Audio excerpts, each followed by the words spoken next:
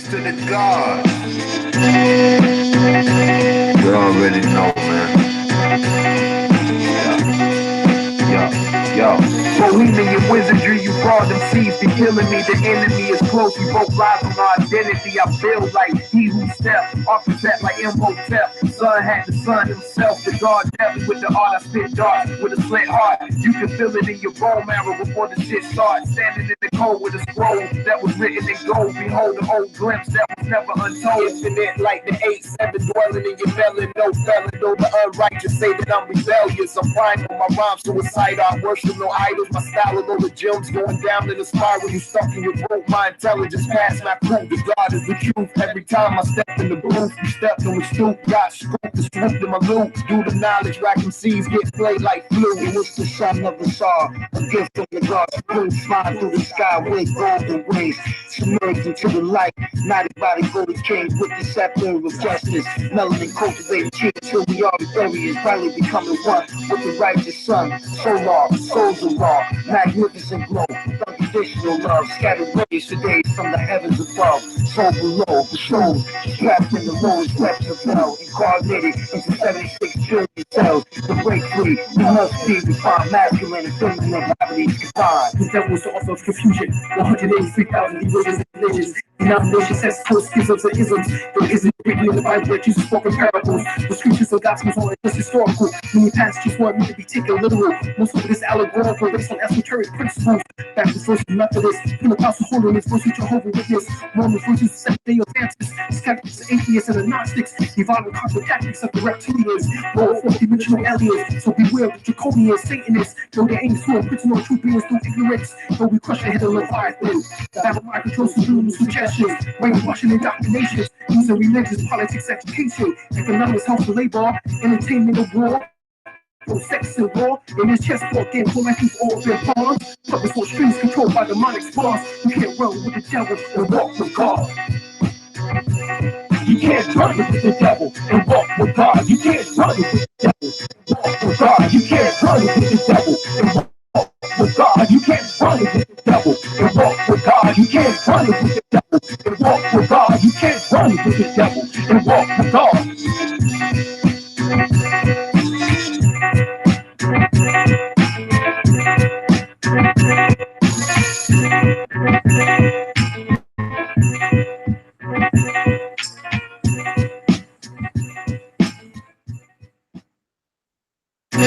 Peace to the gods. You already know, man. Peace, peace, peace, peace. Peace to the gods, goddesses. All right, so we're going to be going over tonight. Discussion is called basically to do about a name. All right.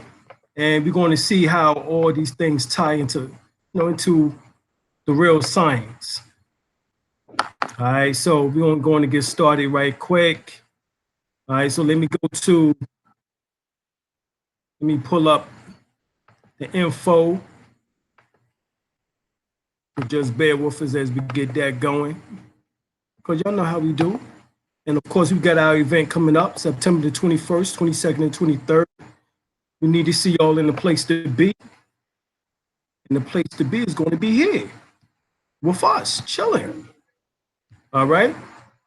So we definitely need to see y'all, with us and everything. All right. And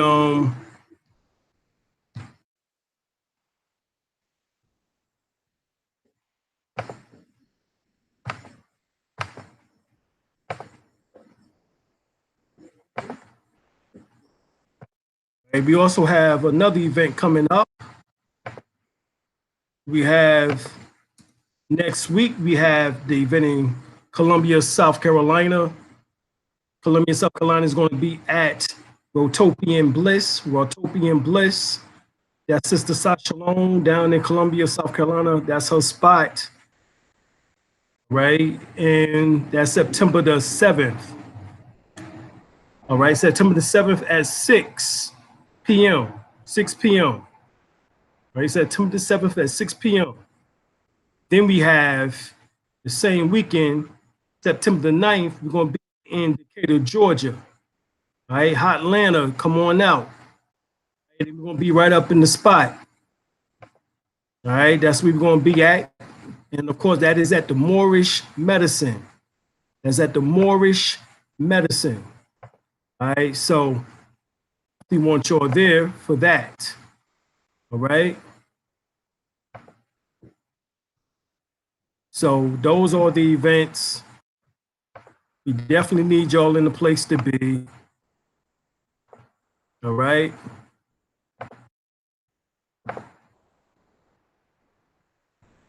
And we're going to pull this up.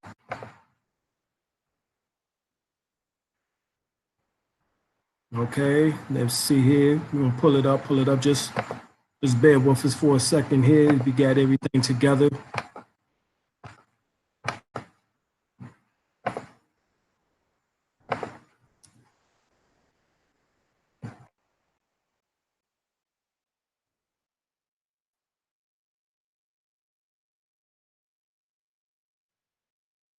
Right.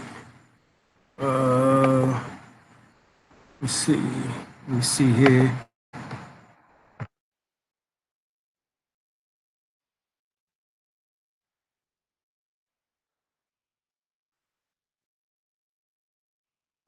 So let me repeat that joint one more time. Our event is going to be September the 21st, 22nd, and 23rd. Come on out. We definitely need y'all in the place to be.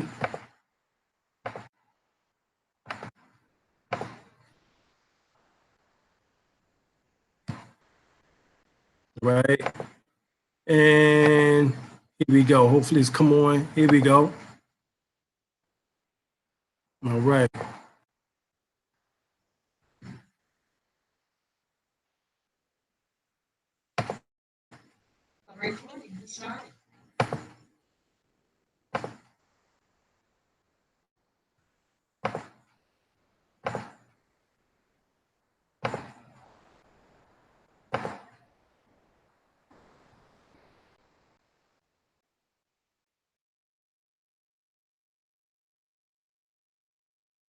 All right. All right.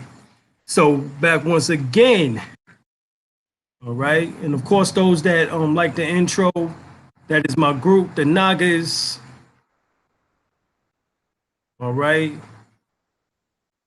Building with the gods from the Wu and grave diggers.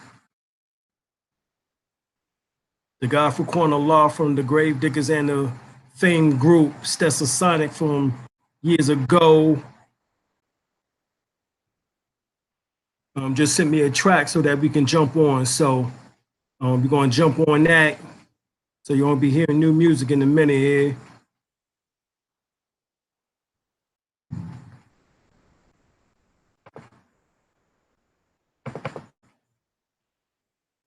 All right. So let's understand the difference, because this is a debate. And then when it comes up to us explaining ourselves with facts about who's the original people, even in the Americas, all of a sudden, that's a problem for those in which that are more Mongolian, as if we weren't already on the planet, which through my videos, I've proven that many times over. But indigenous would be the first people. Native are those that came after, whether you call them the Mongolian, Chinese, Spaniards, Caucasian, and mixed in. All right. So this is how now that the Caucasians can call themselves natives or Americans in particular, right? Because we know that technically they're not American unless they have mixed in with some native or indigenous blood. Other than that, they'll tell you where their ancestry come from. They'll tell you that they came from Germany, France, all right, England, or Britain, however you want to refer to it, whatever you want to refer to it as, Austria, etc., etc. All right. And even then, they're not indigenous to those places too. So we're looking at this because we have gone back far enough in the last documentations that we have put up showing that we are indigenous to here as well. I put up enough facts to quash any noise from someone who's just being emotional. Of course, you know, they are foolish and they can continue on saying whatever, but for someone rational and they've actually listened to the information, there's nothing on which that can be said. So here we go to the Black's Law Dictionary, Deluxe 4th edition, as well as other documents.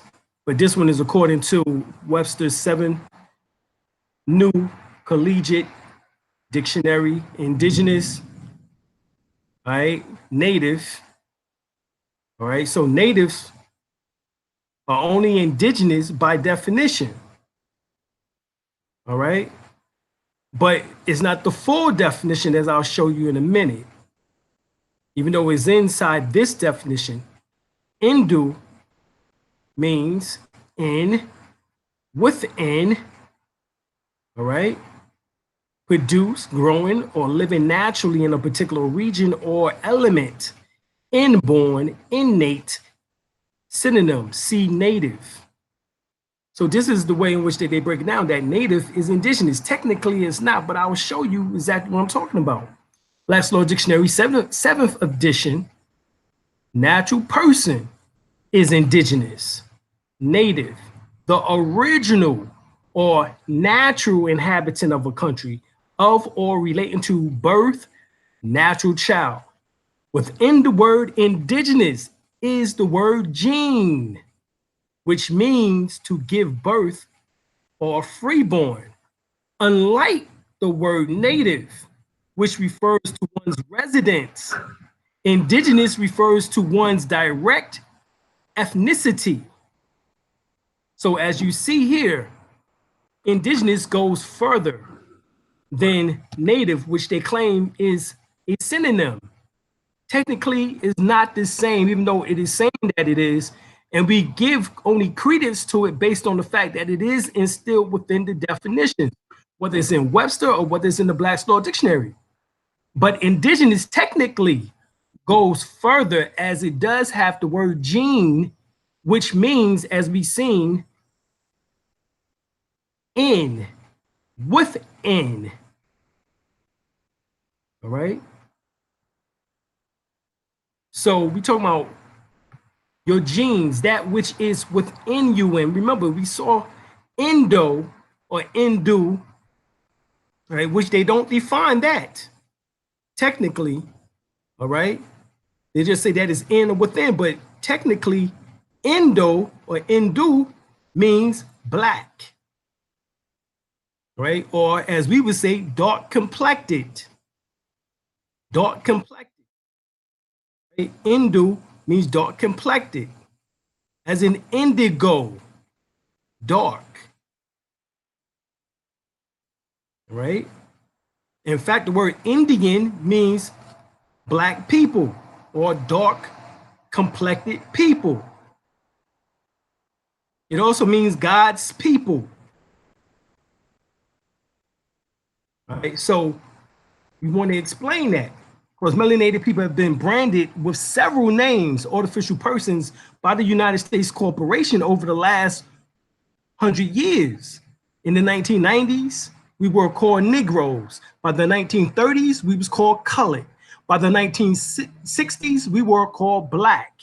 By the 1990s, we were called African American. Since the alleged end of slavery, seemingly every 30 years, there's been a continuous cover-up of nationality, denationalization. We are the only people on the planet Earth in the last 100 years to change our names, artificial labels 4 times. 100 years ago, the people in Europe were called Europeans. The people in China was called Chinese. The people in Japan was called Japanese. The people in Africa was called African, and etc. We are the only people on the planet here in North America using artificial labels given to us by the Europeans, the Albions. So we technically would be Americans. But we've been here so long. According to Hidden History of the Human Race by Richard Creedmoor, Michael Creedmoor and Richard L. Thompson, they tell us that there was a blast that was carried out in Dorchester, Massachusetts, which is near Boston, in which that this metallic vase was blown out with exquisite carving, in which that dates back to 600 million years ago. The question is, who in the hell was smelting metal of unknown well, it's now known what the substances were. But 600 million years ago, who was smelting metal 600 million years ago? The European Albion just came here on the planet 6,600 years ago, according to Honorable Elijah Muhammad. So we're talking about between 6,000 to 8,000 years ago, the Albion just came here. And we're talking about a history going back to 600 million years ago, right here in the Western Hemisphere, in North America, in the so-called now United States, in the North of Maxim, in the North Gate. Whatever term that you want to refer to it as, it was here over 600 million years ago. And the only answer is, no, it wasn't the aliens. Unless you're going to tell the truth that we are the aliens. We're the ones that came down from out of interdimensional space. Or came from interdimensional space. Now, if you tell the truth about that, then that's another story. But as far as you're concerned, academically, because the book Forbidden Archaeology of Hidden Forbidden Archaeology and the Hidden Race, the Hidden History of the Human Race, those two books are academically challenging to archaeologists and anthropologists and paleontologists, geneticists. All of them can't answer for nothing in these books. And this is why I use them. Because all that Charles Darwin is smashed. Smashed. Nothing can be said. Webster's New Universal Unabridged Dictionary, 1937 edition, defines American, an Aboriginal, one of the various copper-colored natives found on the American continent by the descendants of European settlers. So at one time, the Europeans were not even included in the definition as American, as they still should not be today. They can be technically native because they mixed in with the indigenous people, but they can never be indigenous. The following is the original application of the name MUUR. We broke this down to you. You go to the teachings of Ptah-hotep, the oldest book in the world. This is the oldest book in the world. Asa G. Hilliard III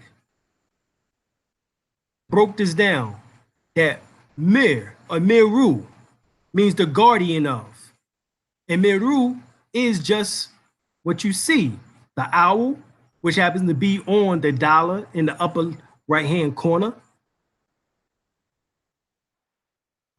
Symbolizes the same owl that is worshipped at the Bohemian Grove in California.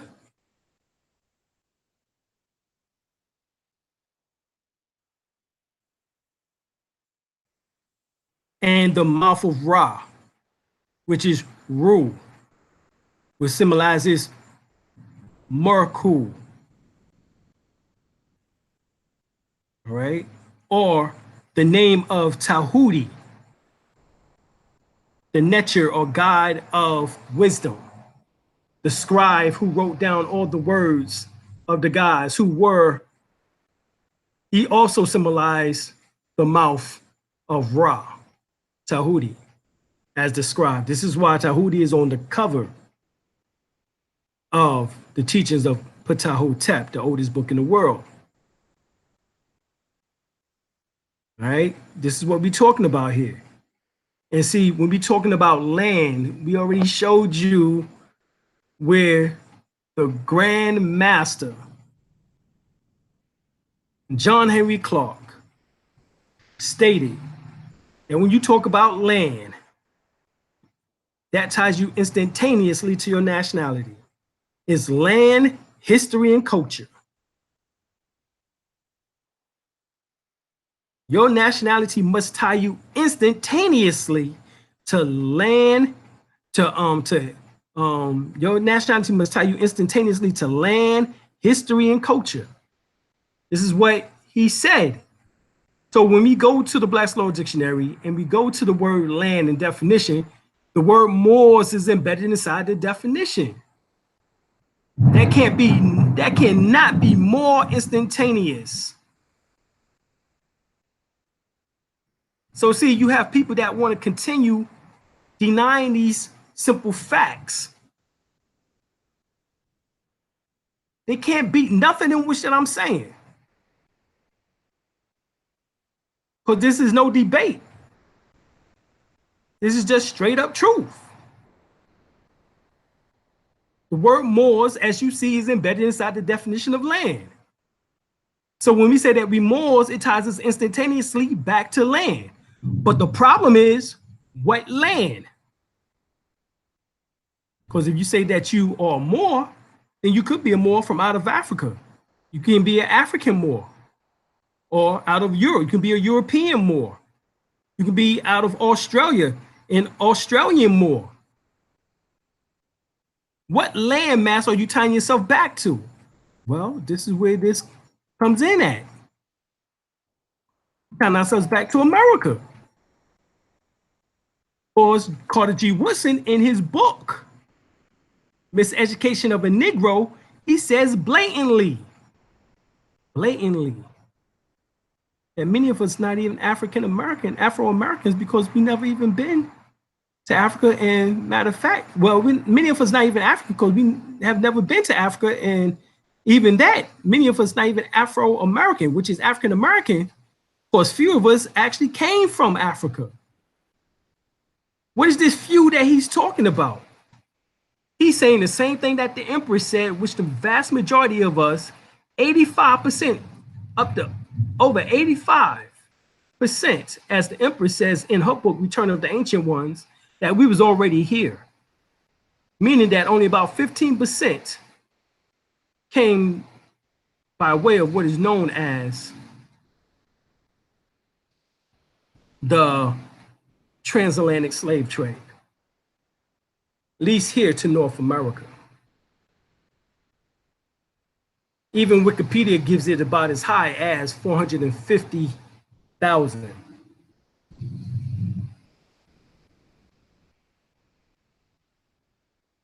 And I've broken down the numbers before. I won't go into that now. But go back and watch the earlier videos. But here we are seeing that the original application of the name is MUUR for America. And then I showed you that the MUUR people were the people from out of Africa, okay? From out of Africa. But it was many, many, many years ago.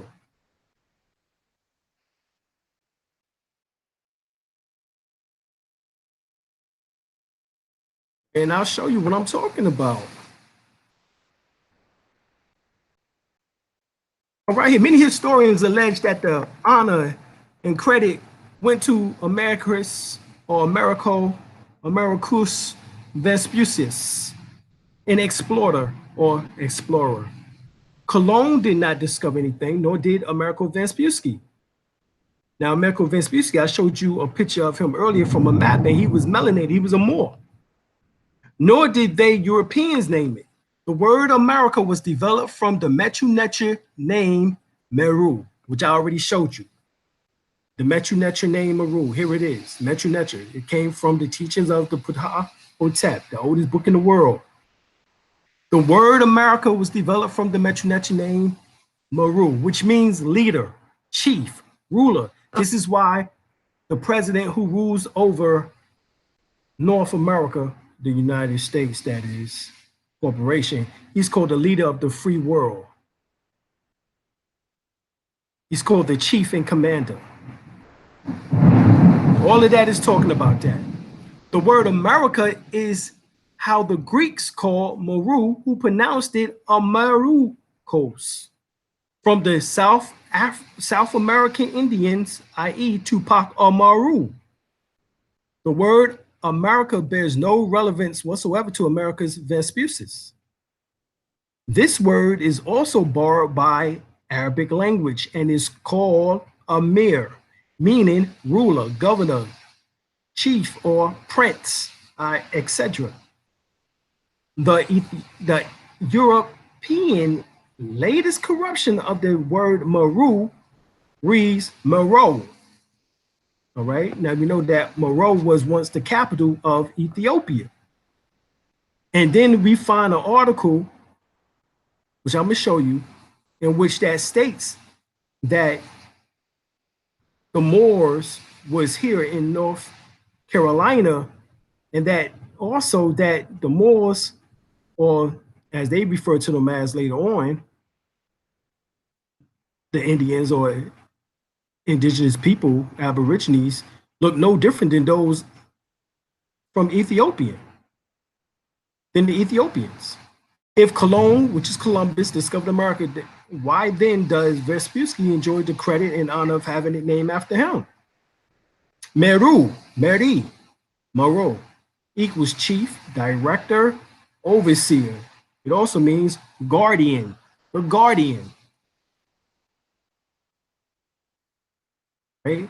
Remember, Blacks are a kind of men destined by nature to inhabit Africa and America. Africa and America. Okay? Africa and America. Okay? The term Moor means a high priest to Anu.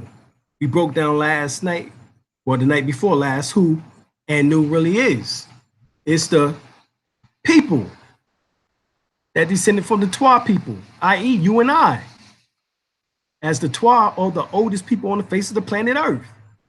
This is documented, and all of the real historians over the last 150 years have stated that as such. MUUR is also spelled M-A-U-R, which is the same word in which that we see here on the still, or the Palomar, or Palomar still from out of the British Museum, dating back to 2500 BC to 2401 BC. And the term Moor means a high priest to Anu. So these high priests were the Cushites. And they got the name Moor or Meru from the capital, all right? At one time that was named MUUR, in which that becomes Moro, right? The Encyclopedia of Biblical Literature. There is every reason to conclude that the separate colonies of priestcraft spread from MUUR into Egypt. So the ancient priests were the Cushites or MUUR people, the Anu people. The primeval monument in Ethiopia strongly confirms the native traditions reported by Diodorus Siculus that the worship of Zeus, Amun, of course, is Amen, originated in MUUR. Also, the worship of Osiris, Osar, or Osaru. All right, so that's what we understand. All right, Herodotus called the Ethiopians wise men occupying the Upper Nile, men of long life, whose manners and customs pertain to the Golden Age, those virtuous mortals, whose feasts and banquets are honored by Jupiter himself, because Jupiter is Zeus, except Jupiter is the Roman the Roman Latin name for Zeus, which is the Greco name for Amun. Amen. Same amen that you say at the end of your prayer. So you're still calling on Zeus or Jupiter to this day in the form of amen, which is at the end of your prayers. The Greeks and the Romans, which of course we know that the real Greeks, the original Greeks were the Cretans, also called the Minoans, and that the real Romans were called the Etruscans. In Greek times, the Egyptians depicted Ethiopia, Kush as an ideal state. The Puranash, the ancient historical book of India, speaks of the civilization of Ethiopia as being older than that of Egypt, because it is, according to the concepts of God and the traditional faith of the MUUR people of Kenya. So the MUUR people weren't just in Egypt, Ethiopia, they went down into Kenya. Right? MUUR is located at the eastern part of the Mount Kenya. The work began as literature reviews and field based on oral traditions, which indicate that the MUUR people came from the northern Africa, moved to Canaan. We won't get into Canaan because we calling ourselves Canaanites, but if you remember,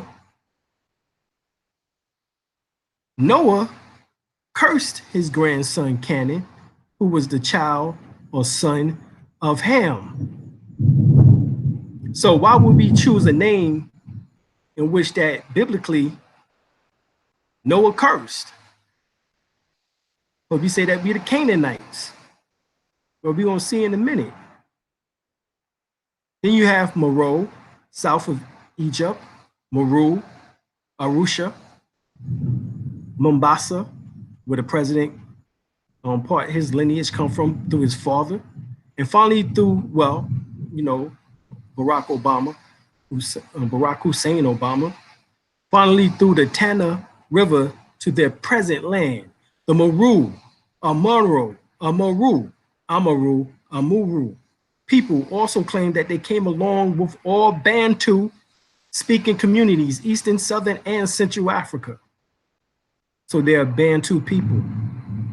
The Amaru people, which are the Anu people, are part of the Bantu speaking communities, Eastern, Southern, and Central Africa.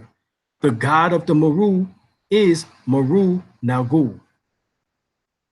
This same god, Moru Nagai, is found in the Americas too. Yeah, found here in the Americas too. Means you one and the same people. The Moru people are called the Nagas.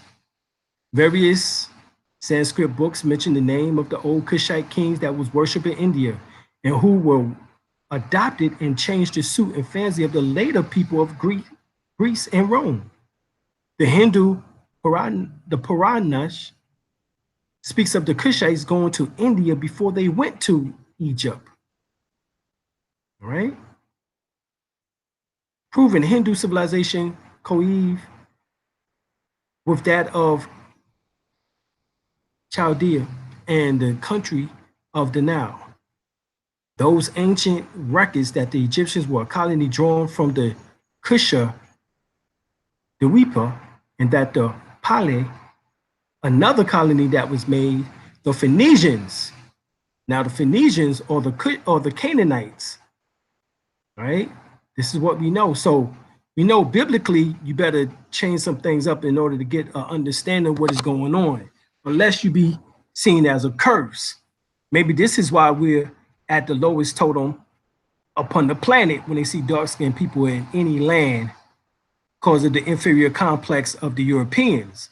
They our curse as far as us having to be in an insubordinate, inferior position as long as they're here upon planet Earth.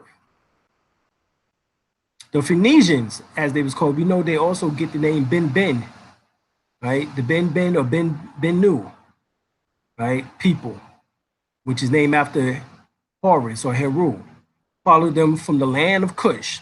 In those primitive days, the central seat of Ethiopia was not Meroe as of our day, which is very ancient, but a kingdom that preceded it by many ages. That was called Meru, right? Lineament speaks of the first men of the ancient world as the men of MUUR. Sanskrit writers call Idra, right? Chief god of the Hindu, king of MUUR. Now, you have people who's following and watching these videotapes by these Europeans and Albions, in which that is not taking this back to Africa. They now taking this shit all the way up until the Antarctica. Talking about there's a hole in the center of the flat Earth in which that you can go down into, in which that will put you in another world, and that is called MUUR. Right? This is the nonsense which is going on now. All right, so this is what people are believing, you know. However, we go in a whole nother direction with it. We showing you the real connections. He was deified and became the chief representative of the supreme being. Thus was primitive India settled by colonists from Ethiopia? Yes. The Tamil, the pre-Dravidians, the Dravidians, the followers of Atum Ray. That's who they were. Early writers say that there was very little difference in the color of features of the people of the two countries.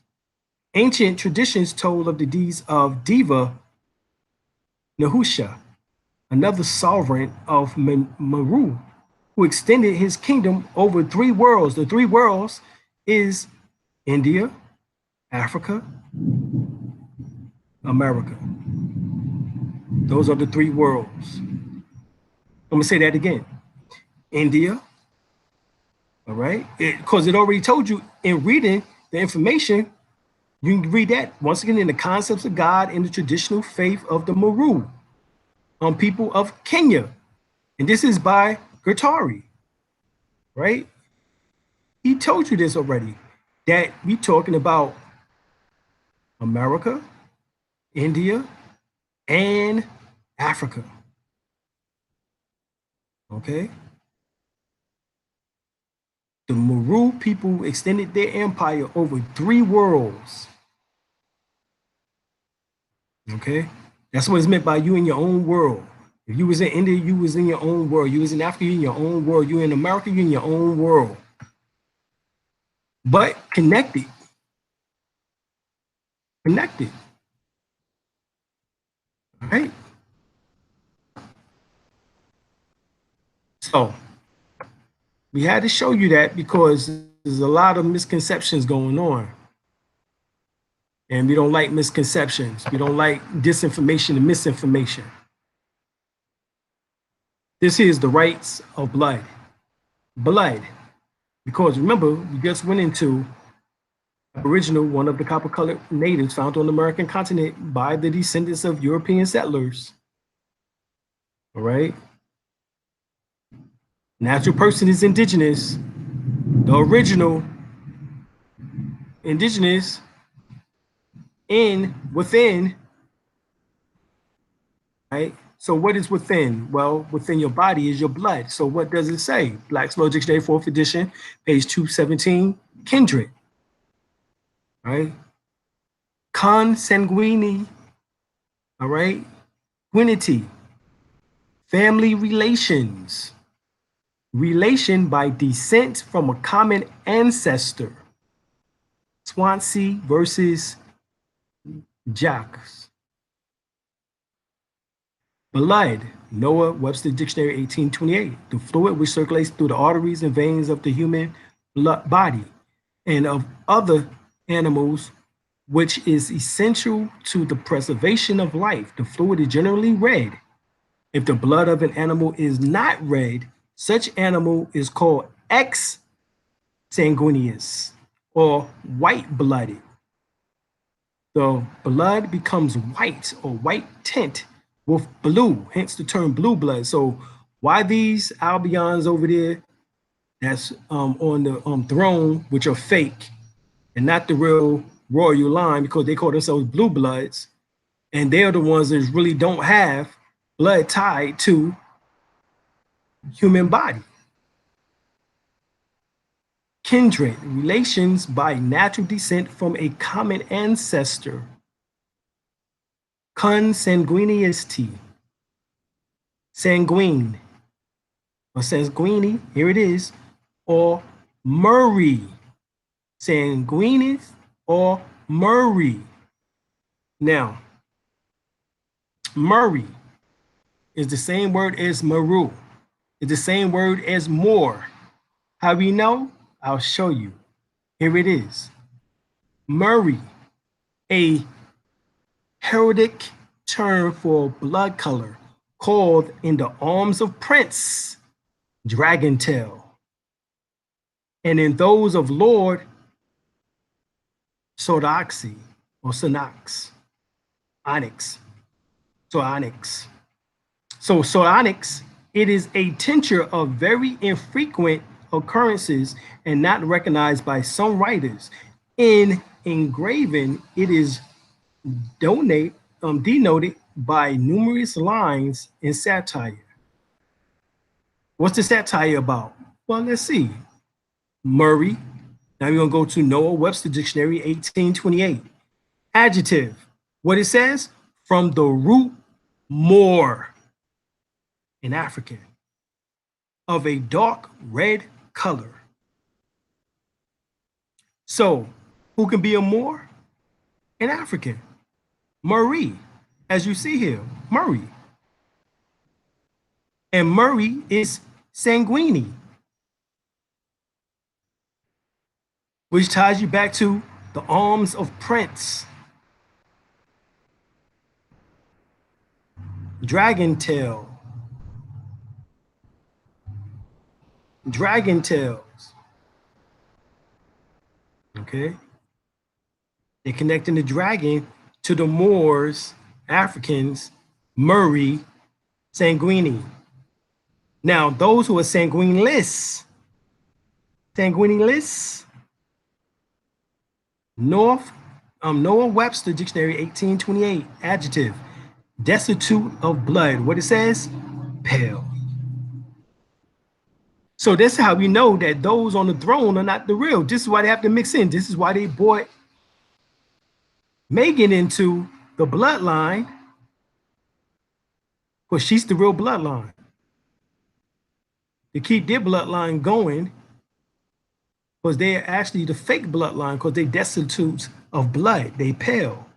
They're sanguineless. Pale. Remember, in the original etymology of the word black, it's pale. They're pale.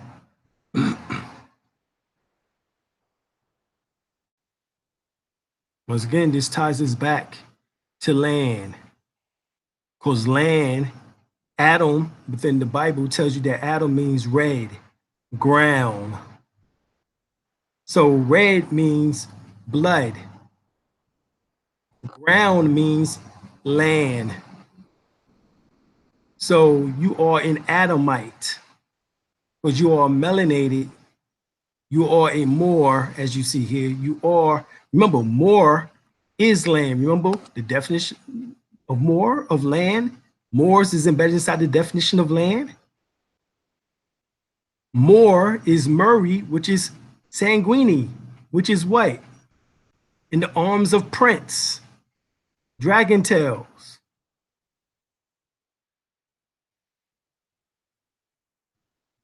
Right? Bouvier Dictionary, 1856. Jura, sanguinis, nullo, jury, civili, irimi, possum. The right of blood and kindred cannot be destroyed by any civil law. Remember that. Remember that. Jura, naturally, sunt, immutable, velia. The laws of nature are unchangeable. The laws of nature are unchangeable. Solus, Deus, Harindim, Face. God alone makes the heirs. God alone makes the heirs. You can't be an heir if you're pale, destitute of blood, sanguineous less.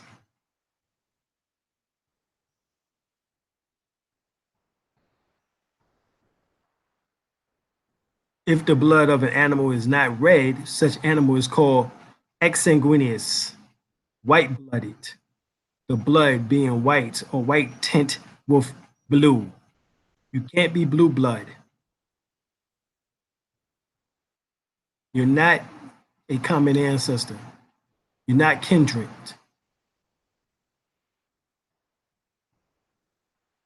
All right. The land came to the nation by treaty or war prize. The government only had limited ability to own land, as before mentioned. All of the remainder of the land was held in sole disposition of the United States until it was granted under an act of Congress by the hand and seal of the presidents to some person.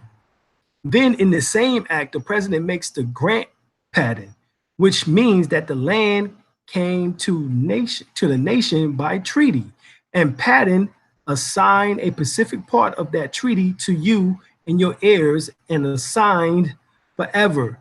So your land came to you from the treaty through your land pattern. This is crucial.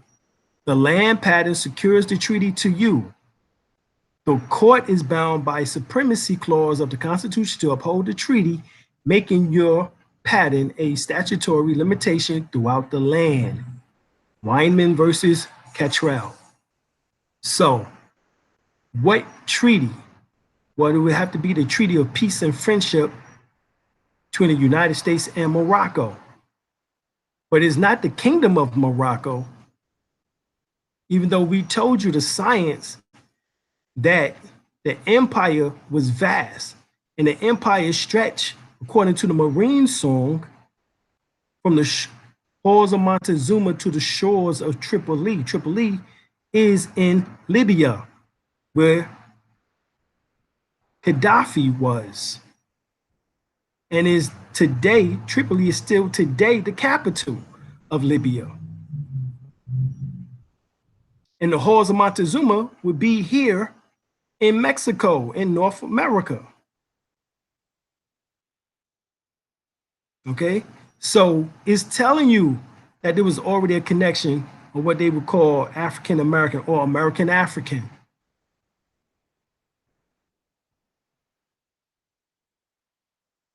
So we know of these connections, impacts. We simply telling you that the Albion did not bring all of us over here. There's no way, shape, form, fashion was it even possible.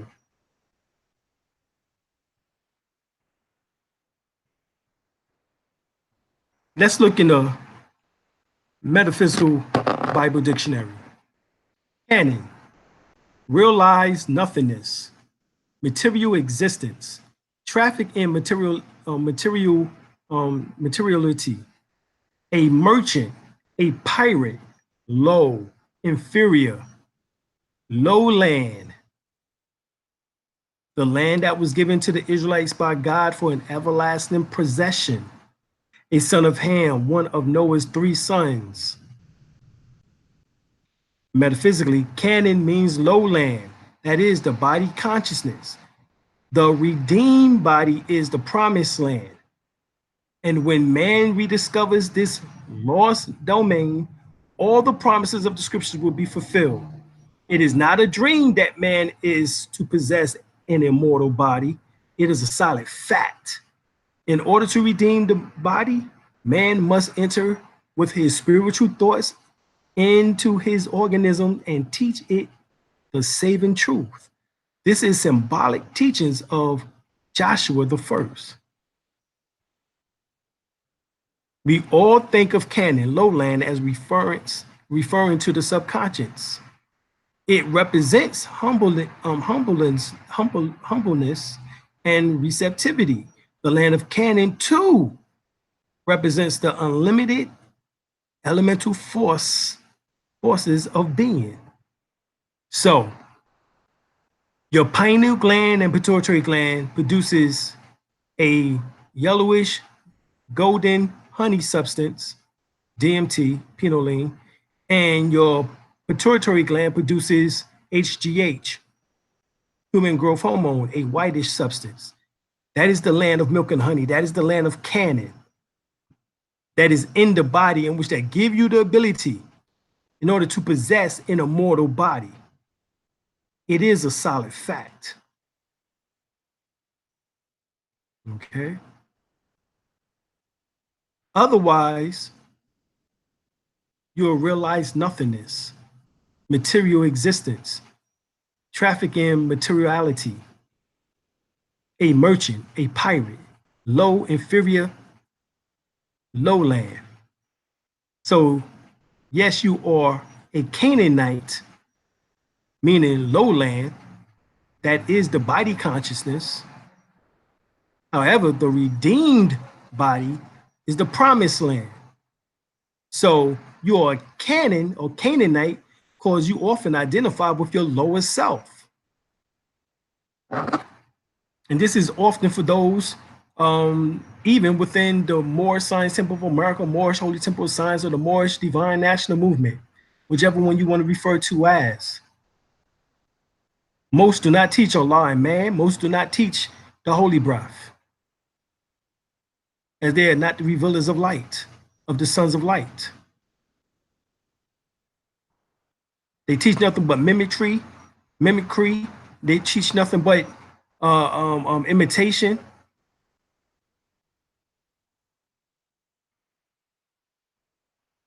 This is lower self stuff. And this is what Canaan really means, is low land, low Moor, the dirty Moor. So Canaan or Canaanite is not necessarily a positive word until you understand the two aspects. That's the lowest aspect, which is the reason why the Holy Quran Circle 7 tells you that you must know your lower self and your higher self. Your lower self symbolizes Canaan, which means low land, your lower self. But you must also know that it's not a dream that man is to possess an immortal body, which is the higher self. And this is a solid fact.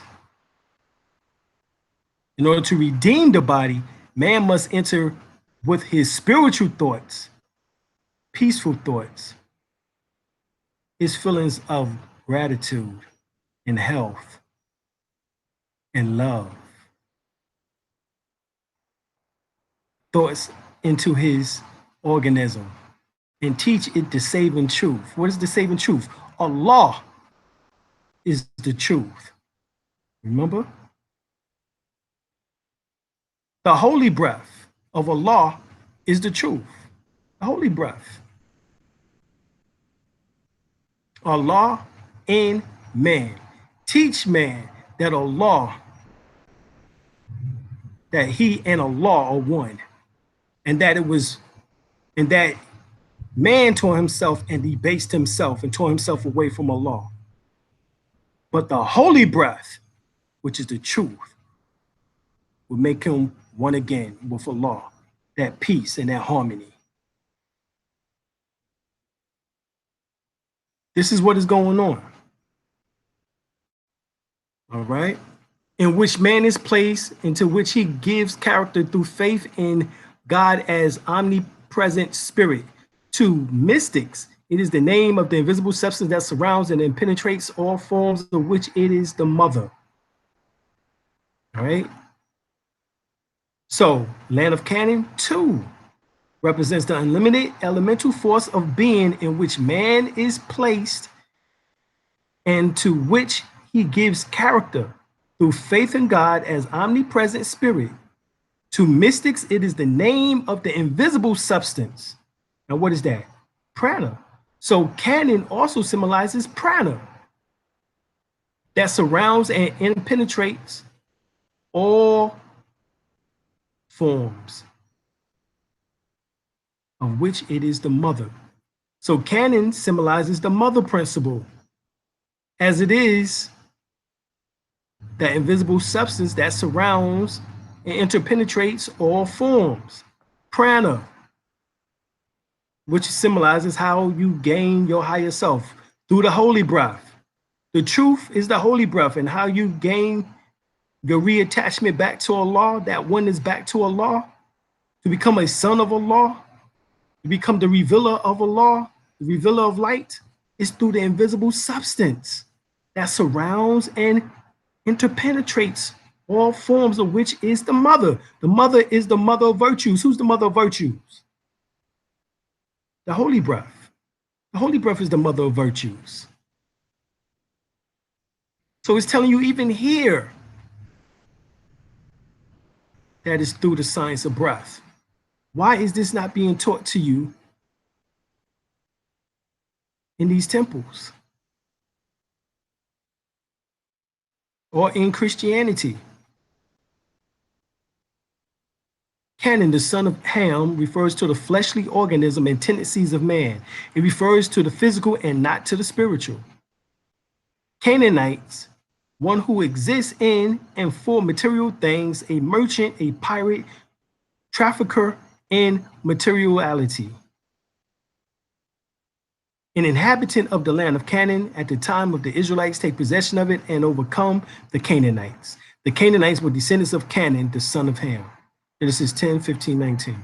Metaphysically, the elemental life force in the subconsciousness, under sense, thought, and expression, they are all that the meaning of Canaanite implies. The Canaanites are delivered by Yahuwah or Jehovah into the hands of the Israelites, and by them are destroyed. The name of the place was called Hermah. Hermah is for the same root as Haram, a devoted thing. The significance of this is that through our I am, Jehovah, we gain control of our subconscious elemental life forces. Then by means of high spiritual thinking Israelites, this life force comes under the law of spirit and transmutes into spiritual energy. So see, Canaan can be transformed. Canaan can't be transformed. But the curse is the soul having to come and be embodied within the flesh. As Canaan, the son of Ham, which Ham means blackness, darkness, complexion. Ham means black, as they say. So Canaan, the son of Ham, melanin, refers to the fleshly organism. So Canaan symbolizes the soul being trapped in the flesh, fleshly organism and tendencies of man.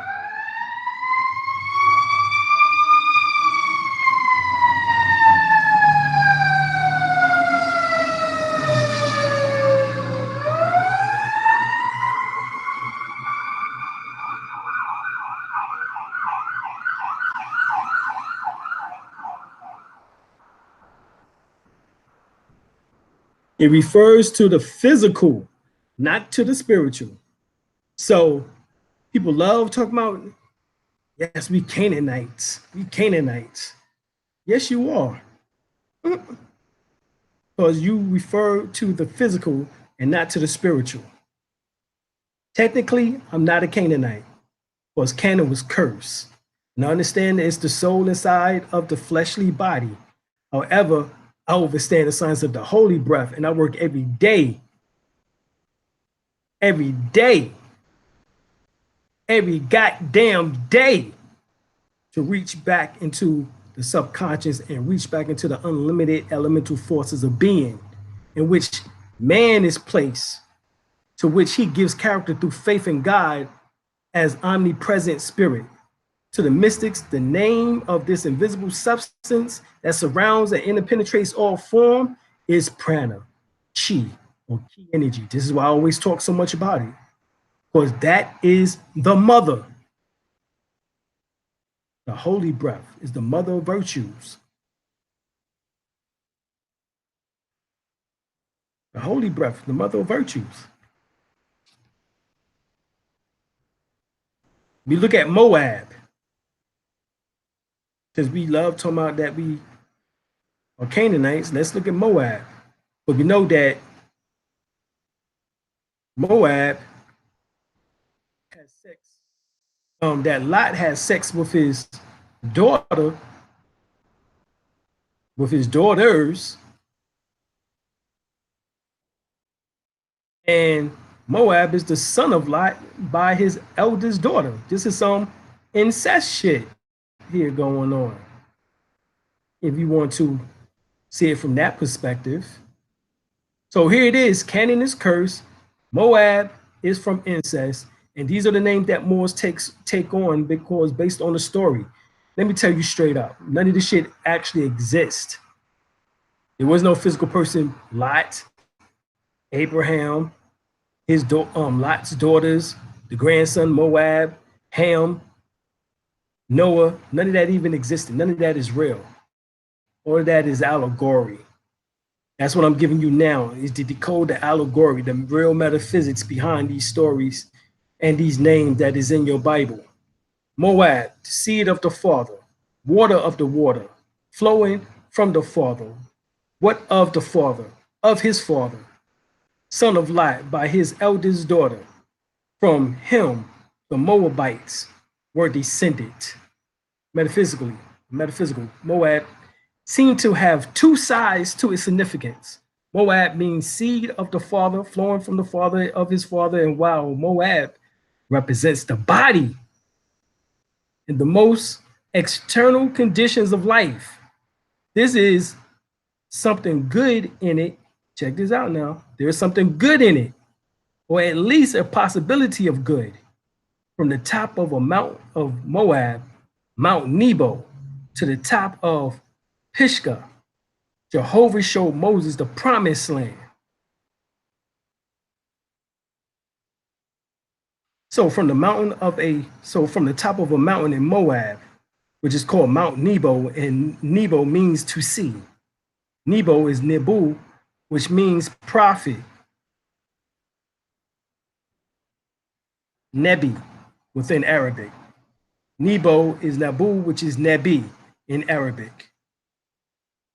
Nabu within Hebrew. It both means to see or prophet.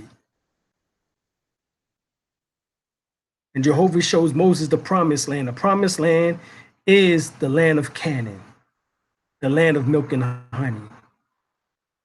That's what it is.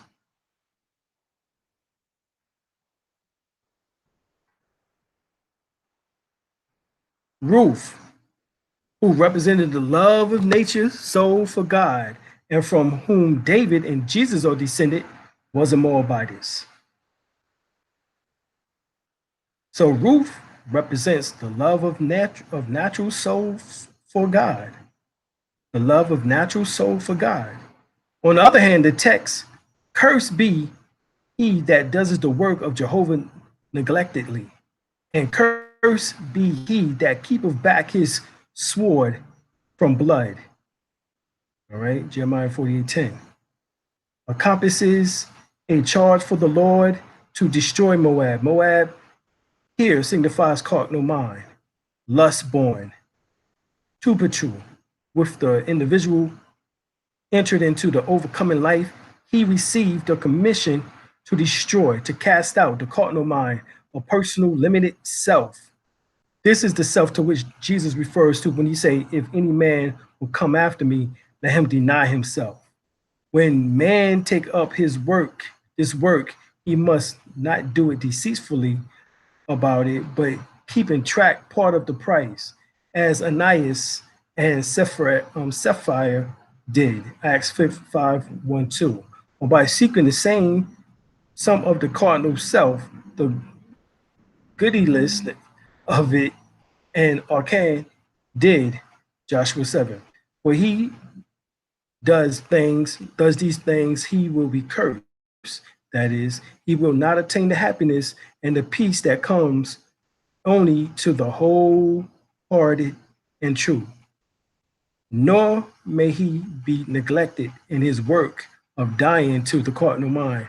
For the lazy and slothful man will not win the prize that is set before him, eternal life, preservation of the entire man, soul, spirit, soul, and body.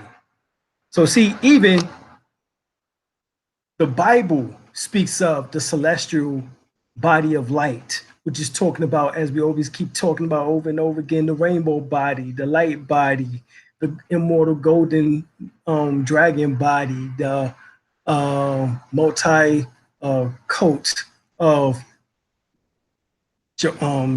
Joseph. Over and over again, we keep talking about this information. All right. So this is eternal life, preservation of the entire man, not parts of him, not the fact that your body go lie in the ground 6 feet deep, then your soul and spirit just goes off somewhere. No, we're talking about taking the whole damn thing with you, spirit, soul, and body. The sword in this text, Jeremiah 48:10, represents the word of God. Right? We broke that down, but here we have Republican Alan West in Florida, and this is what he said during the Obama administration. Something very important.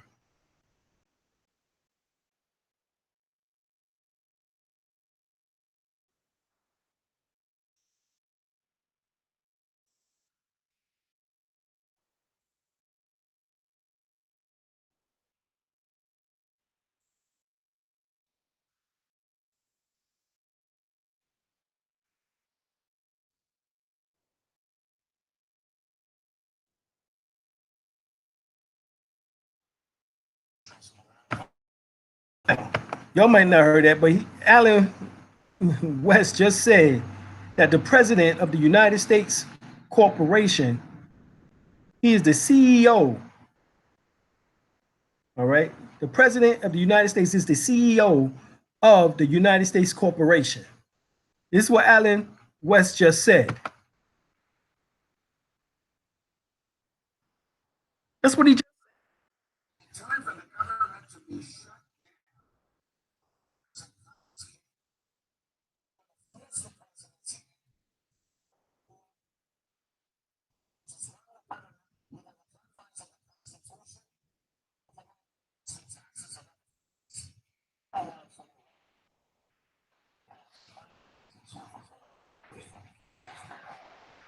is the chief executive officer of this United States called the United States of America Corporation. That is deep. When Moore say that, oh, we wrong. But here you just had a Republican representative, Alan West, from out of Florida, to say the same exact damn thing. Anyway, let's look at privilege. Privilege, because that's what y'all accept as being Negro, Black, and colored, or privileges. A special legal right is legal, right, but it's not lawful. Things that appear to be legal are not necessarily lawful. Exemptions or immunity granted to a person or class of people, an exemption to a duty is a privilege. Legal, of or relating to law. So it relates to law, but it's not necessarily law. Falling within the providence of law, established, required, or permitted by law, lawful, of or relating to law as opposed to equity.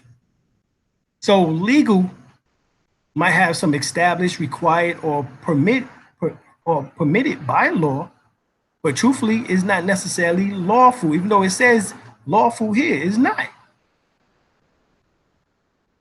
It's of or relating to law. Of, just like the United States of America, United States of America. United States is not America.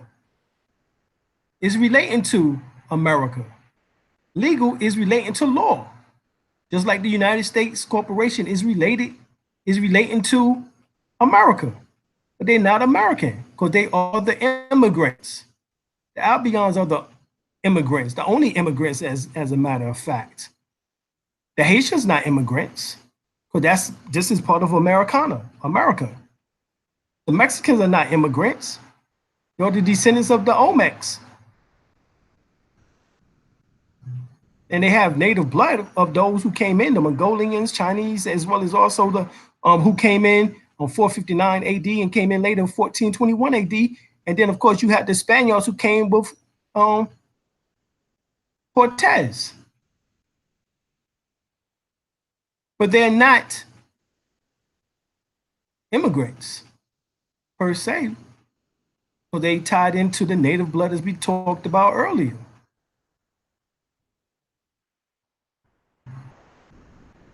They're not necessarily indigenous any longer, as much of the indigenous so-called Moor blood has been mixed out in some regards. Even though my wife and I went to Mexico, we've seen many people that looks like us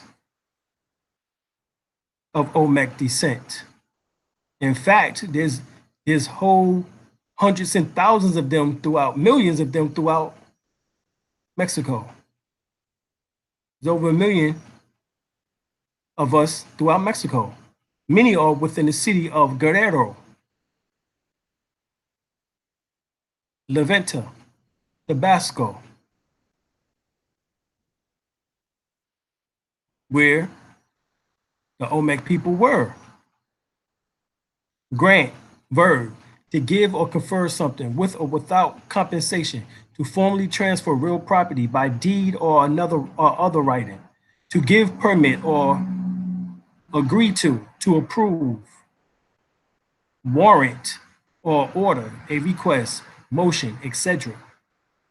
So as you see by the 14th Amendment, you are U.S. citizen, which falls under the jurisdiction of the federal government. That's if your name is in all caps. You accepted it, the grant, you made legal, not necessarily lawful, right? Because legal would be de facto, lawful would be de jure. And you've been granted, all right? The government and the federal government grants you your so-called unalienable rights. When your unalienable or unalienable rights supposed to come from God. So number one, you're not an alien. That's why you have unalienable rights, unalienable rights, because you're not the alien. He's the alien. He's the foreign. He's the immigrant. You can never have unalienable rights in your country, in America, as we gave you the definition of America earlier. That name goes back to the Moors.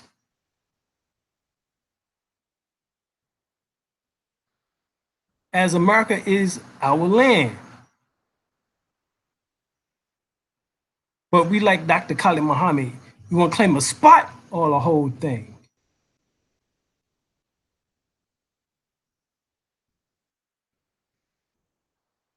This completely contradicts the Declaration of Independence, which is one of the 4 constitutions. We hold these truths to be self-evident that all men are created equal and that they are endowed by their creator with certain unalienable rights. Among these is life, liberty, and the pursuit of happiness. That to secure these rights, governments are instituted among men, deriving their just power from the consent of the governed, endowed by their creator with certain unalienable rights, What does endow mean? By their creator. It means to provide with property, income, or source of income, to equip or supply with a talent or quality. Nature endowed you with a beautiful singing voice, to imagine as having a usual favorable trait or quality, right? Endowed a family pet, with food and and bones and things like that. I'm saying, in other words, that's an endowment. Right? But you was endowed by your creator, right? Something natural. That's what endows, something that's natural based on what the Constitution says. So the a philosophical idea of a creator is the idea of an absolute highest authority. That authority endowed you with unalienable rights. So when you are asking the state for permission to exercise them, is because you are less than human, or at least something pertaining to you is. And of course, that would be the 3/5 person that was stated within the organic constitution, stating that you are 3/5 person. Remember, the slaves were considered to be animals and less than humans. Even after slaves were free, when 2 free slaves got married, it was considered animal husbandry. The newly freed slaves did not have to have the same citizenship status as everyone else. The 13th Amendment freed them, and the 14th Amendment charted out their citizenship status. That to secure these rights, governments are instituted among men, deriving their just powers from the consent of the governed. Notice the word consent. To consent means to make a contract, and the contract makes the law.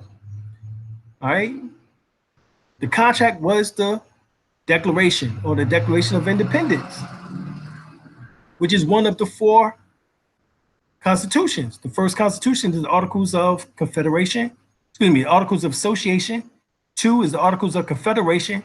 3 is the Declaration or Declaration of Independence, as it was changed later. And the Constitution for the United States of America, changed later to the Constitution of the United States of America, changed later on to the Constitution, or the United States Constitution. All right. You have willingly, yet unknowingly diminished your own political status by contracting with the state and placing yourself under the 14th Amendment jurisdiction. If you have a birth certificate, you will contract with the state. If you have a driver's license, you're contracted with the state. If you are a registered voter, you have contracted with the state. If you have a gun permit, you're contracted with the state. If you have a marriage license, you are contracted with the state. All right, that's just what it is. The idea of capite demento steel is having a straw man is merely a symptom of the 14th Amendment. You do not have a right to do something if you have to ask for permission. You have a privilege. Stop asking for permission and just do it. Now, you got to do it properly. And you do it by putting your demands upon the public record. So instead of saying that you have a birth certificate, you draw up a baptismal record or a life claim birth form for you, yourself, I should say, which is yourself and your mate, wife, husband, children. All right. Driver's license, you would do a right to travel card and affidavits.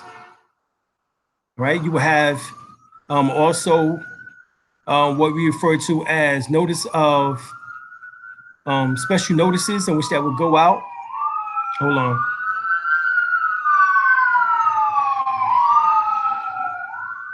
You will have special notices that will go out to the police department, sheriff department, state patrol, state highway patrol department, the DMV, which you would go there and surrender your license in good standing and tell them that you no longer need it and that they molested you because you was 14, 15, 16 years old. You was under the age limit. Therefore, that was child molestation. Here they are in commerce. In commerce, I showed you the last time, dealt with intercourse. Here they are trying to have intercourse with you at 14, 15, 16, 17 years old, which is underage. If it's underage for anyone else to have intercourse with you, then it's goddamn underage for them to have intercourse with you.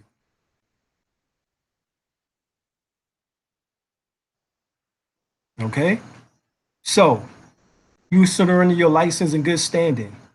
They will give you a sheet of paper which the verification of that contract is now null and void. You would take that contract and attach it to your right to travel documents along with a copy of your indigenous tag, as well as also your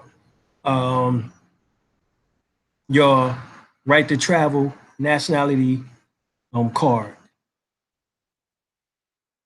Well as also those notices in which that you send out to those 5 departments. You would do it, and you can add 2 more. You can add the governor's office and the attorney general, as well as also actually 1 more. So really it would be 8. You can also add authentication at the Secretary of State. You get authenticated there. So now you have your documents in proper order. And you do not have to have a driver's license. You put everybody on notice. Then for registered voter, there's differences. Are you part of the votes in which that is done with the masses, which has no effects whatsoever, or with which is known as the popular vote, which we notice within the last 3 elections with George Bush when he ran against Gore. All right. Of course, we have a Barack Obama who served 2 terms. And then, of course, now we have Trump over Hillary Clinton, in which that Gore and Hillary Clinton both won the popular vote, but they lost the collegiate vote. So the question is, how do you become part of the collegiate vote or influence upon the collegiate vote? Well, do you know that there's actual classes that you can take in order to become a real voter? You have to check that out in order to know what I'm talking about.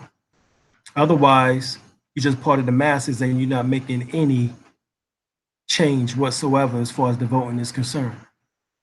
If you have a gun permit, when the Constitution already told you that you have the right to bear arms, then you're a jackass. Okay?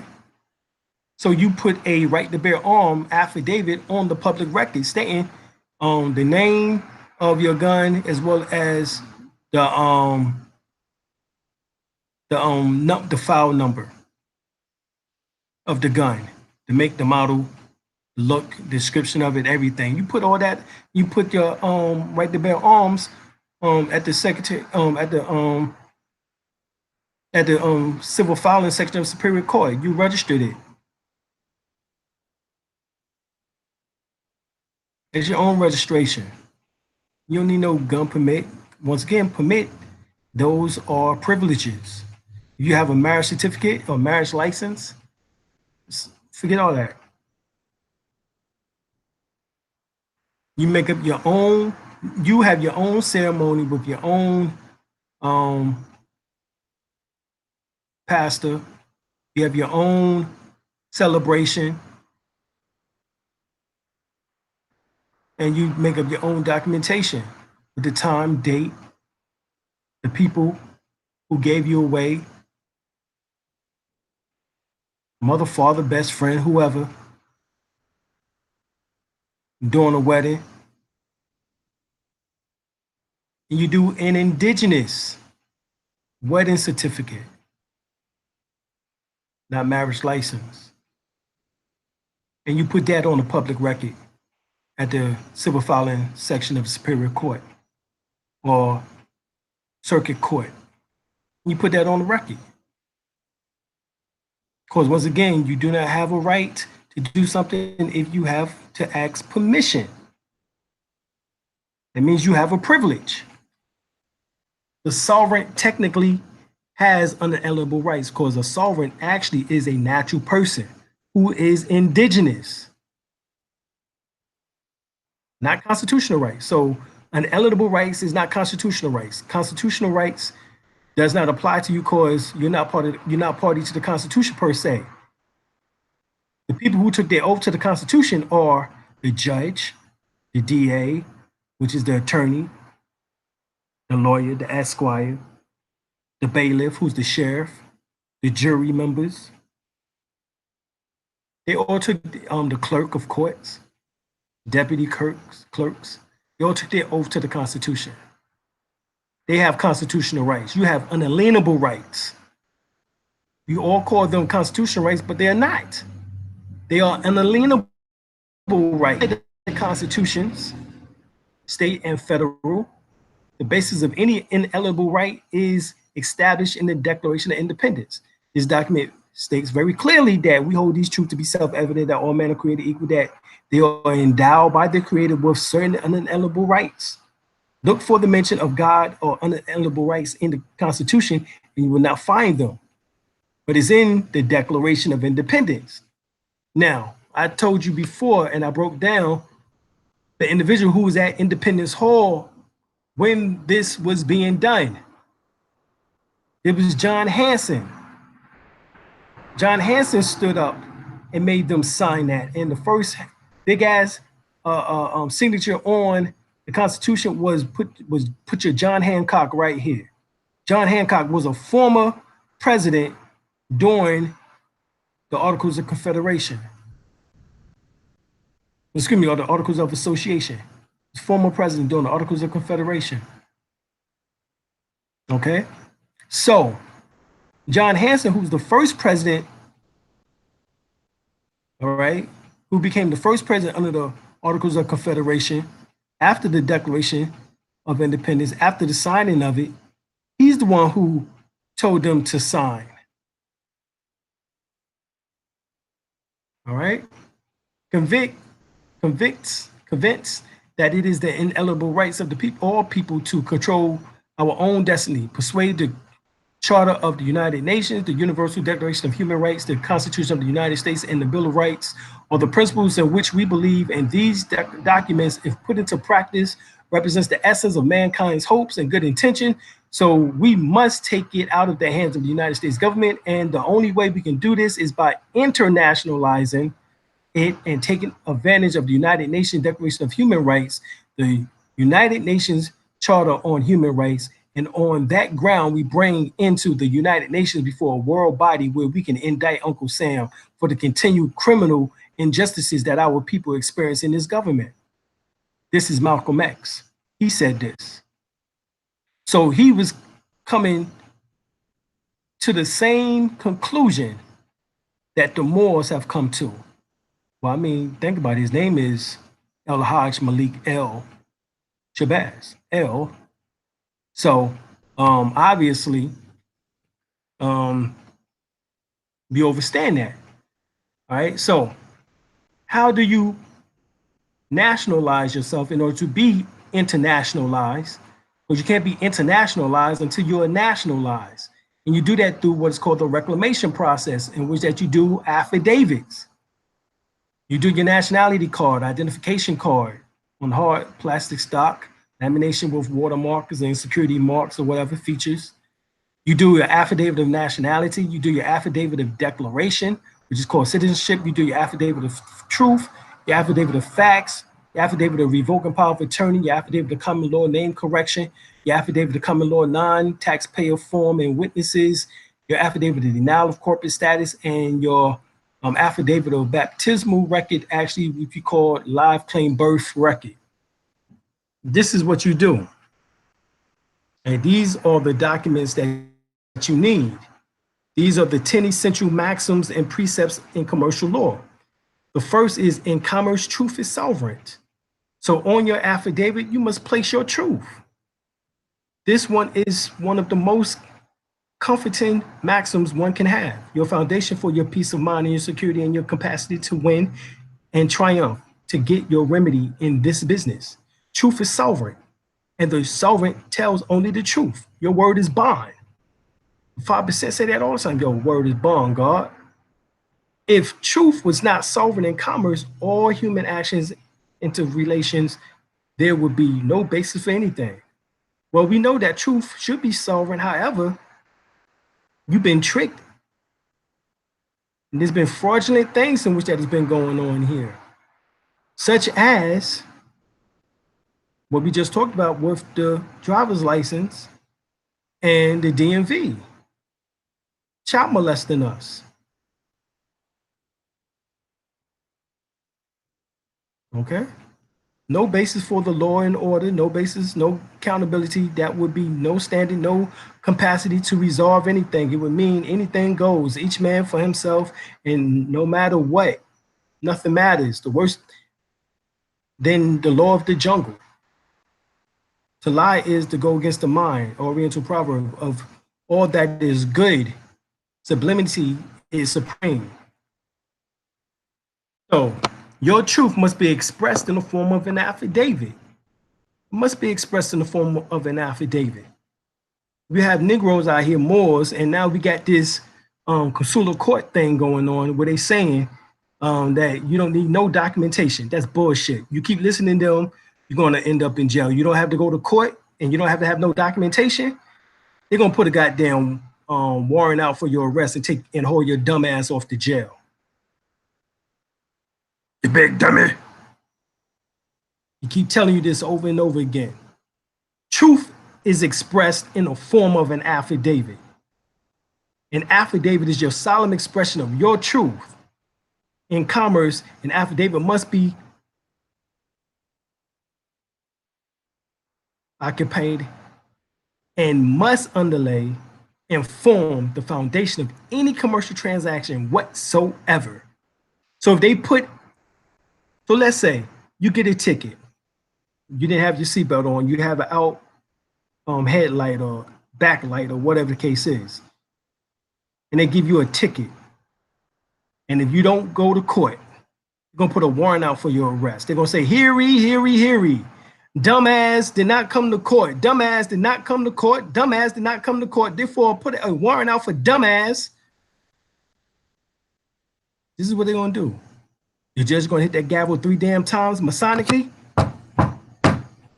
The bailiff of that court is gonna put that shit out from the clerk and tell the other sheriffs, his buddies, it's time to go pick your dumb ass up.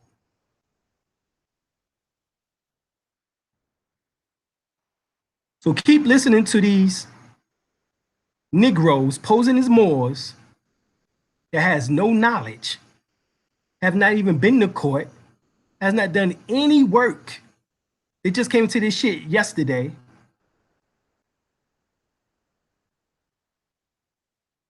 Truth is expressed in the form of an affidavit. I won't keep telling you that. An affidavit is your solemn expression of your truth. In commerce, the affidavit must be occupied and must underlay, form the foundation for any commercial transaction whatsoever.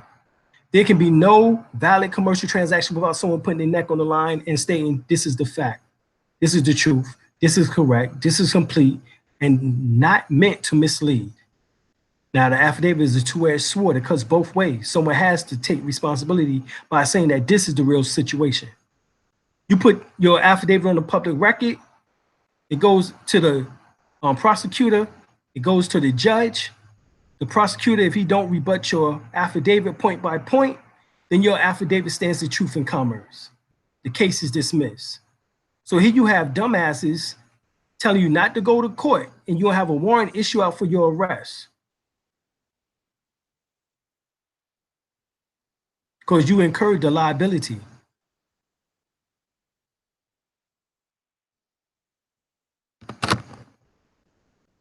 An unrebutted affidavit is truth, as truth in commerce, as I just told you. Claims made in your affidavit is not rebutted, emerges as the truth of the matter. He who does deny admits. An unrebutted affidavit becomes the judgment in commerce. There is nothing left to resolve. Any proceeding in a court, tribunal, or arbitration form consists of a contest or duel. And see, the judge is supposed to act as a referee, bankruptcy administrator. He's not actually a judge. Of commercial affidavits within the points remained and unrebutted in the end stands the truth and the matter in which that the judgment of the law is applied. In commerce, for any matter to be resolved must be expressed. And it must be expressed in the form of an affidavit, because no one is a goddamn mind reader. You have to put your position out there, and you have to state what the issue is to have someone to talk about and resolve. He who fails to assert his rights has none. He who leaves the battlefield first loses by default. It's called acquiescence. You ain't got shit to say? Well, you must have lost. A lien or claim can be satisfied only through rebuttlement by affidavit. Point by point. That's just what it is. So they put a claim or lien against you. That's your ticket. Your ticket is a lien against you. When you get a ticket from them, that's a lien, a claim that they made against you. And if you don't have an affidavit to rebut that shit point by point, and if you don't have a notice of special appearance or restricted appearance before you go to court, and if you don't have a claim or a counterclaim, as we call it, with your invoice upon there, then you messed up. Because no judge, no court can overturn or disregard or abrogate somebody's affidavit of truth. But they can't make your affidavit of truth. The only one who has the capacity or right or responsibility or knowledge to rebut your affidavit of truth is the one who is overtly affected by it. So if the state claimed that they was hurt by it, which is the DA who's posing as the state, posing as the people, all that bullshit, kangaroo court shit, it's his job, his right, his responsibility to speak for himself. All right, to issue his own affidavit, because no one can speak it for him. So they must rebut your affidavit. If not, then you won the goddamn case. Because no one else know what your truth is or has the free will responsibility to state it. This is your job. The previous is necessary because property cannot own property, or property is owned. It's only after you reclaim or nationalize that you have a nationality that you can then internationalize. Will you be able to enter properly into the world of commerce, be part and parcel? Because commerce, as I told you before, means sex, to merge like marriage, it's intercourse. Commerce, the exchange of goods, production, or property of any kind, the buying, selling, and exchanging of articles, the transportation of persons and property by land, water, and air. Land, air, and water is law. Intercourse, by way of trade and traffic between different people or states and the citizens or inhabitants thereof, including not only the purchase, sale, or exchange of commodities, but also instrumentalities and agencies by which it promotes the means and applicants by which it is carried on. The transportation of persons as well as goods, both by land and sea. Also interchange of ideas, sentiments, etc. But it's intercourse by way of trade and traffic.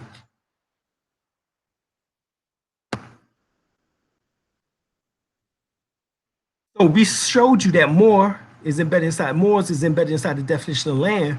But let's look at the Blackstone Dictionary again and look at MUUR, an officer of the Isles of Man who summons the court for several sheddings. The officer is similar to the English bailiff of 100. So 100 English bailiffs at one time equal one MUUR. Because the MUUR was the sovereign, one who possessed supreme authority.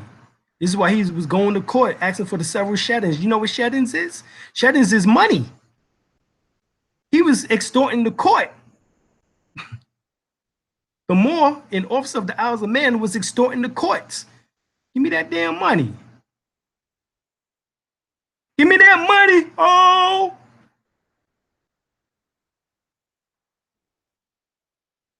One who possessed supreme authority, chief or highest, supreme in power, supreme in position to all others, independent of and unlimited by any other. Webster Collegiate Dictionary. Possibly the best or simplest definition of what a sovereign actually is contained within the definition of Sir Juris, of his own right, possessing full social and civil rights, not under any legal disability or power of another or guardianship. Remember, you are the guardians. Moors. I showed you that. Maru means guardian. You are the guardians. You are the sovereigns. The unit of sovereignty, autonomy, and government is each free will being. So Juris quotes from Theodore Roosevelt under on sovereigns at the beginning of his book. Speaks about it on his book. So the straw man is the slave to the system, but the sovereign is not. That's just what it is. A sovereign is exempt from suit. You cannot lien, levy, or bring a claim or suit against a sovereign, not because of any formal conception or obsolete theory, but on the logic and practical ground that there can be no legal right as against the authority that makes the laws on which the right depends. And this is Kawa Nana Kawa. and poly blank. It is the doctrine of the common law that the sovereign cannot be sued in his own court without his consent. The Siren versus 74, United States 158, 1968. So this was just 50 years ago. And so they changed the court from common law to Admiralty law, maritime court, so that the sovereign could not declare his sovereign rights. You see, here in North Carolina is a common law state. Now you see common law, commonwealth states, those are under common law. So it's the doctrine of the common law that the sovereign cannot be sued in his own court without consent. You consent to that shit. No action can be taken against a sovereign in the non-constitutional court of either the United States or the state courts, or any such action is considered the crime of barratry. Barratry, common law. All right, look that up, state versus state. Look at that. Look it up. Because we told you, land is Moor's. Moor symbolizes the birth tie or heritage, because land is the foundation of nationality. And the Moor and the name Moor symbolizes birthright, ties, and heritage, as we showed you. In international law, Negro, blacks, and colors in the said United States of America are listed as stateless, i.e., landless. What is stateless? Let's look at it. 1609, without a state or political community, destitute of state or ceremonial dignity. You're stateless. Yet, how can you be a nation within a nation and not have a goddamn nationality? I don't care if you're saying that you are the nation of whatever. If you have not done your nationality with those documents in which that I spoke of just earlier here, then you don't have real nationality. You can't be like those going around here talking about you don't need no paperwork. What I just showed you, according to the maxims of law, that your truth must be expressed in the form of an affidavit. Nationality, the quality of character which arises from the fact of a person belonging to a nation or state. You see? As long as you don't have a nationality, you're stateless. Once you have a nationality, you belong to a nation or state. Otherwise, you're stateless without a state. Nationality determines the political status. Well, if you're stateless, you're without a state or political community. Nationality gives you your political status of the individual, especially with reference to allegiance, while domicile determines his civil status. Nationality arises either by birth or naturalization. With that naturalization, you don't need naturalization because we're already natural persons. As I already showed you, natural person is none other than, once you declare your nationality, you have stated that you are natural person. Here it is, Black Letter Dictionary, 7th edition. Natural person is what? Indigenous. So once you declare that you are indigenous, you are natural. Therefore, no need for naturalization, because your nationality takes care of that. Your nationality takes care of that already. All right.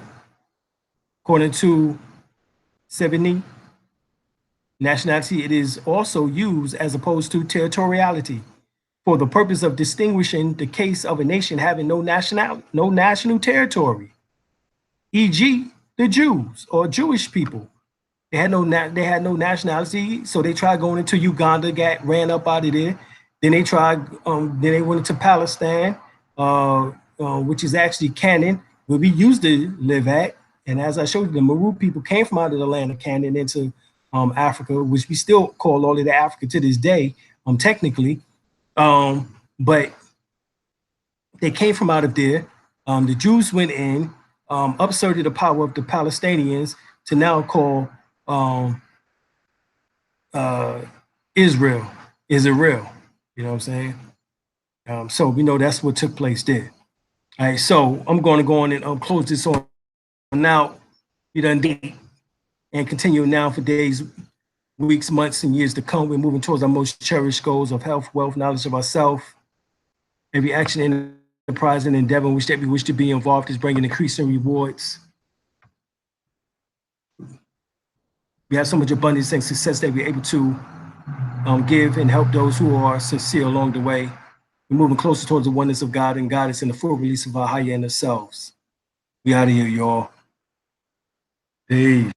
Reptilians, no fourth-dimensional aliens, so beware of the draconian Satanists. Their aim is to imprison all true beings through ignorance. Crush the head of Leviathan. Battle mind control, subliminal suggestions, brainwashing indoctrinations, using religious, politics, education, economics, health, and labor, entertainment, and war, no sex and war. In this chessboard game, whole life is all been pawns. Puppets on strings controlled by demonic spawns. You can't run with the devil and walk with God. Run with the devil and walk with God. You can't run with the devil and walk with God. You can't run with the devil and walk with God. You can't run with the devil and walk with God. You can't run with the devil and walk with God. You can't run with the devil and walk with God.